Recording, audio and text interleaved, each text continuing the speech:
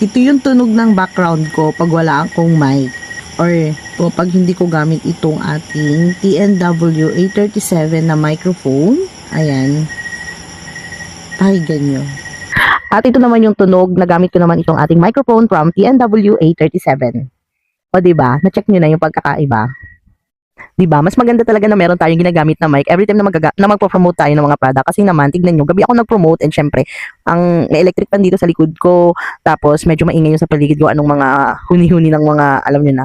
Kaya nag-invest talaga ako ng magandang mic kasi talagang mas nakakabuelo akong mag-promote pag gabi. Kasi pag umaga, sobrang daming tao dito sa bahay namin and syempre si Baby Store malikot. Kaya naman talaga, kung content creator ka and aspiring TikTok affiliate ka, must have talaga na meron kang ganito, lalo na kung meron maingay sa bahay nyo and syempre hindi ka makapag-promote na walang electric fan. Alam nyo na ang electric fan is number 1 na maingay talaga yan sa ating background. Kaya naman mag-invest ka na rin ng ganito kagandang microphone. This is from TNW 837 and worth it siyang bilihin guys. Lalo na nga, sabi ko sa inyo, alam niyo naman yung mga ingay sa paligid ay hindi natin yan mapipigilan. Kaya naman, lalagay ko na lang yung link dyan sa ating yellow basket.